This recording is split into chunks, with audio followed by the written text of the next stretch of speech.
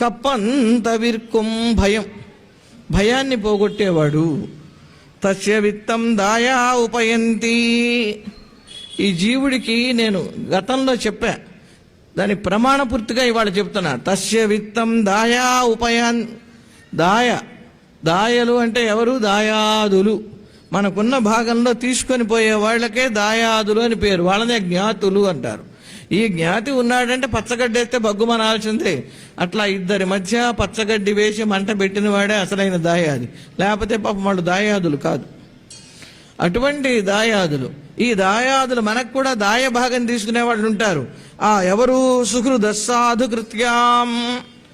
స్నేహితులు మంచి వాళ్ళకి ఈ జీవుడు చేసిన పుణ్యం పోతుంది. ద్విషంత పాపకృత్యాం.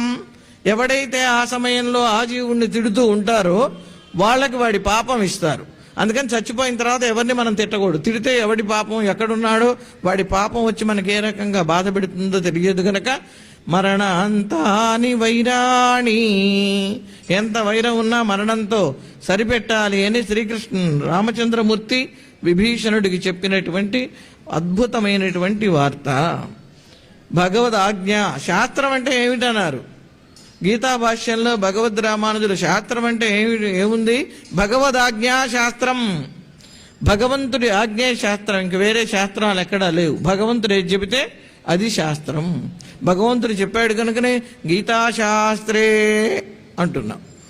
లేకపోతే గీతకి శాస్త్రత్వం రాదు, ఉపనిషత్తుల లక్షణం రాదు, ఏ విధమైనటువంటిది రాదు. చెప్పిన వాడెవడు? సాక్షాత్తుగా పరమాత్మ. ఇప్పుడు పురాణాలు వ్యాసుడు చెప్పాడు, వాల్మీకి రామాయణం చెప్పాడు. వాళ్ళ మాటలు కూడా వీళ్ళ బుద్ధితో ఆలోచించి ఇవి చెప్పినవి, అవి నేరుగా స్వామి చెప్పినవి. అందుకని రామాయణం కంటే, భారతం కంటే, భాగవతం కంటే భగవద్గీత గొప్పది. కారణం యాస్వయం పద్మనాభస్య ముఖ పద్మాత్ వినిశ్రుత. సాక్షాత్తుగా స్వామి ముఖారవిందం నుండి వచ్చింది ఈ కృష్ణుని మాటలు. భాగవతం చూడండి, వ్యాసుడే అందరివి రాశాడు.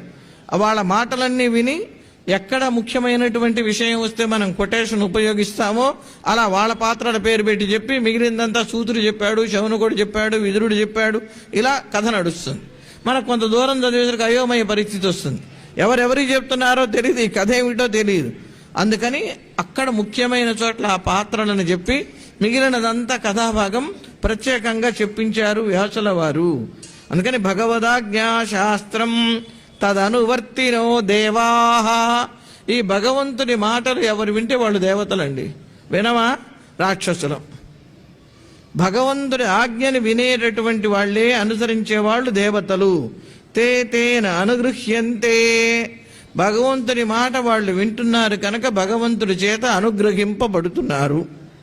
అతః తథా వర్తితవ్యం. అందువల్ల మనం అలా ఉండాలి. ఎలా ఉండాలి? దేవతల వలె ఉండాలి. దేవతల వలె మనం ఉంటే దేవతల భయాన్ని ఎలా పరమాత్మ పోగొట్టాడో మన భయాన్ని కూడా అలాగే పరమాత్మ పోగొడతాడు.